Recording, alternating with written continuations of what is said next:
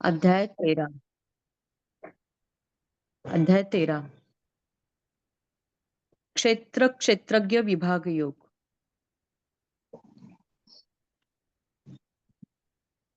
अथ त्रयोदशोऽध्यायः। इसमें भगवान बोल रहे हैं। श्री भगवान उवाच इदं शरीरं कौन्तेय क्षेत्रमित्यभिधीयते एतद्यो वेत्ति तं प्राहुः क्षेत्रज्ञ इति तद्विदः। इदं शरीरं कौन्तेय क्षेत्रमित्यभिधीयते एतद्यो वेत्ति तं प्राहुः क्षेत्रज्ञ इति तद्विदः। श्री भगवान बोले, हे अर्जुन, यह शरीर क्षेत्र इस नाम से कहा जाता है और इसको जो जानता है उसको क्षेत्रज्ञ इस नाम से उनके तत्व को जानने वाले ज्ञानी जन कहते हैं। हरिओम।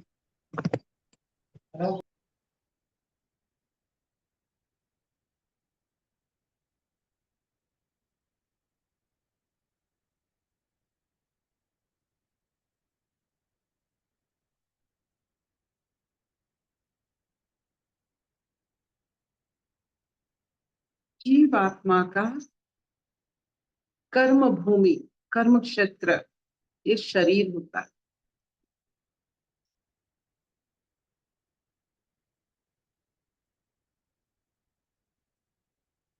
जैसे कृष्ण का कर्म भूमि आर्यव्रत बना,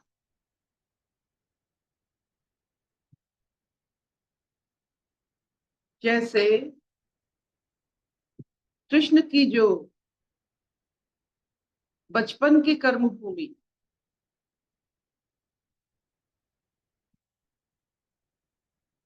गोप वृंदावन, वैसे जीवात्मा के कर्म भूमि ये शरीर होता है।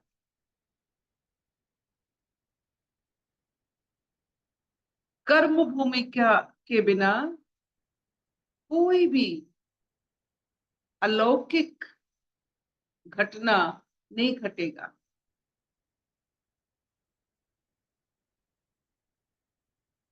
शरीर ऐसे बना है कि जीवात्मा को वो धारण कर सके और उसे प्रतिफलित कर सके अपने शरीर में।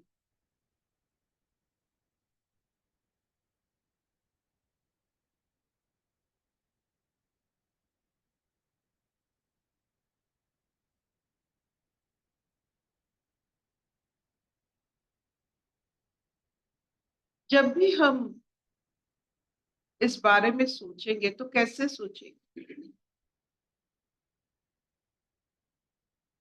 क्षेत्र का और एक महत्व है।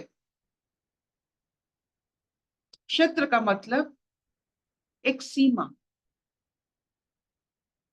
एक लक्ष्मण रेखा, एक जागृत पन। अपने अपने क्षेत्र के बारे में जो जानते हैं, जो अपनी जीवात्मा की कर्म भूमि का आयतन जानते हैं, वो बहुत कुशली जिसे कहते हैं कौशल वाले होते हैं। जो अपने शरीर को नहीं जानते हैं, उसका सीमा नहीं जानते और उसको धारण करना और उसको रक्षा करना नहीं जानते, वो जीवात्मा का अनादर करते हैं। वो ईश्वर तत्व को अनादर करते हैं जहां जो ये क्षेत्र में पलते हैं, खेलते हैं और अपने आप को प्रकाशित करते हैं। माली जैसे अपने क्षेत्र की बहुत केयर लेता है, बीज या पौधे लाकर उसमें उगाता है, उसका बड़े प्यार से जतन लेता है ताकि उसके उगाए हुए फूल पौधे अपना रंग दिखाए। और सबसे बड़ी महत्व है कि वो आश्चर्य भाव से अपने कर्म को देख सके। तो जो इसे जानते हैं वो क्षेत्र को जानते हैं, और क्षेत्र में रहने वाले जो है, जो जीवात्मा के बारे में जो जानते हैं वो क्षेत्रज्ञ है। तो आपके ऊपर निर्भर करता है आप आपके खुद की आयतन को कितनी अच्छी तरह से जानते हैं, अपनी सीमाओं को आप कितने अच्छी तरह से जानते हैं, ये आपके ऊपर निर्भर करता है। तो ये जो योग है, शरीर जीवात्मा का क्षेत्र है, ये जानने के बाद हम थोड़ा अपने ऊपर बड़े चाव से ये शरीर की देखभाल करें और उससे व्यवहार करें ताकि हम अपना सीमा जान सकें। आपने Guinness book of world record में आपने देखा है कितने सीमा वो लांघ चुके हैं, वो सीमा है क्षेत्र। तो आपकी सीमा और क्या सीमा हो सकता है इस शरीर के साथ रहने में और इस क्षेत्र को जानने में, आप इससे अंदाजा लगाए कि आप क्या कुछ नहीं कर सकते हैं इस शरीर के साथ।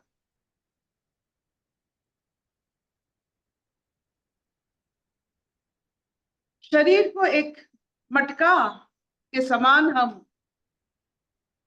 सोच सकते हैं। इसमें मन, बुद्धि और इंद्रिय जल, चावल और आलू जैसा है।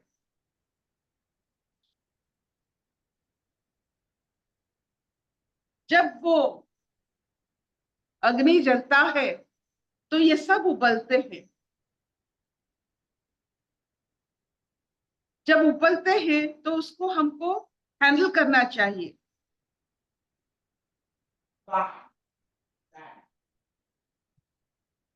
जो उबलता है वो अग्नि का हिस्सा है, वो अग्नि नहीं है। अग्नि के द्वारा उबला हुआ वो चावल और वो आलू। उबाल कौन रहा है? अग्नि तत्व जीवात्मा। उबल कौन रहा है? हमारे शरीर, इंद्रिय, मन, बुद्धि, जो भी। तो जीवात्मा के कारण ये स्वाद है। शरीर का स्वाद, जो भी आप स्वाद लेते हो वो जीवात्मा के कारण। तो जीवात्मा को जानना क्षेत्रज्ञ बनना, और शरीर की सीमा को जानना क्षेत्र को पहचानना। ये दोनों जब आपको आ जाता है, आप असीमित राजत्व करते हो। हर वक्त व्यक्ति राजा बन जाता है, चक्रवर्ती सम्राट बन जाता है। और इस ज्ञान में आप इतना आनंद पाओगे कि ये जो संसारिक क्षेत्रज्ञ के बारे में आप सोचना छोड़ ही दो।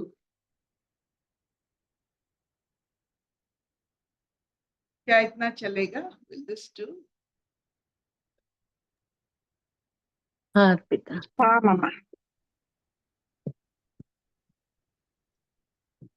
कोई प्रश्न? पिताजी, पिताजी, ये जो सांसारिक क्षेत्र और क्षेत्रज्ञ का अभी आपने लास्ट में बोला, ये थोड़ा बताएंगे क्या सांसारिक से किस चीज से कनेक्ट कर रहे हैं आपका आप? घर, आपका घर, उसके जुड़ा हुआ हर एक आपकी जो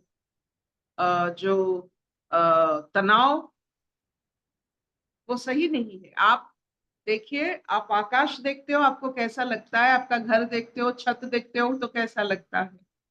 ये छत जो ये आकाश से क्या एक ही है? छत मय से बना है, आपके अहंकार से बना है ये छत, और आकाश आपकी मुक्ति से बना है।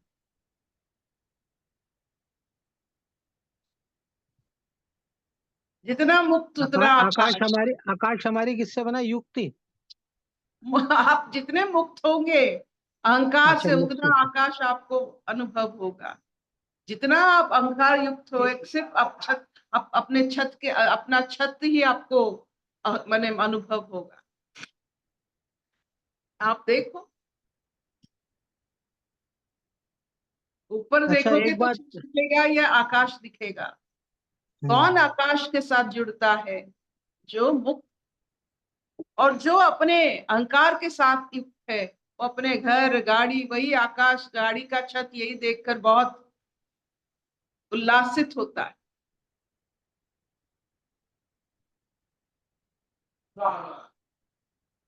और अपने सीमा को बहुत छोटा करवा देता है। क्या हम देख सकते हैं? क्या अपना सीमा है? आकाश देखने का जो अनुभव होता है, क्या वो छत देखने से वही अनुभव होता है? नहीं। आदि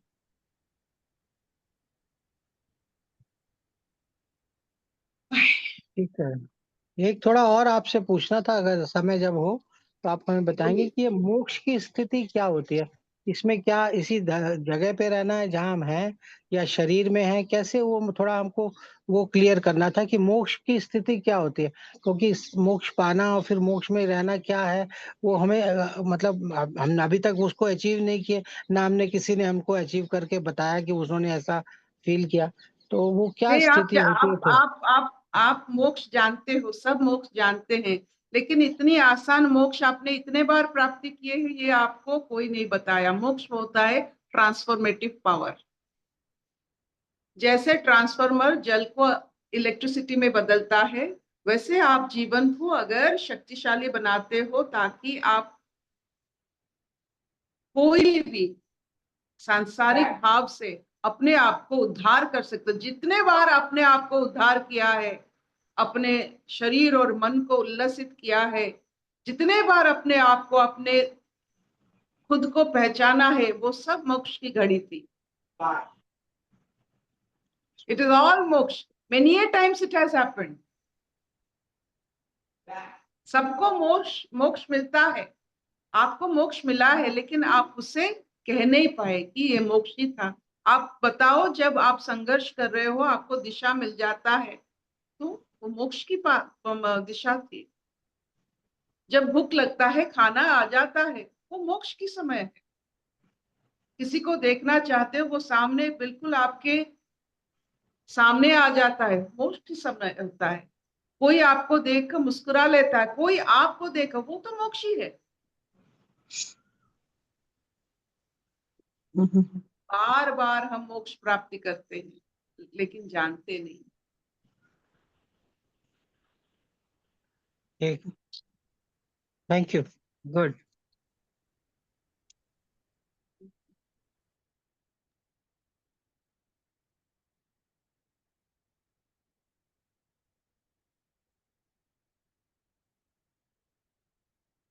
हम्म,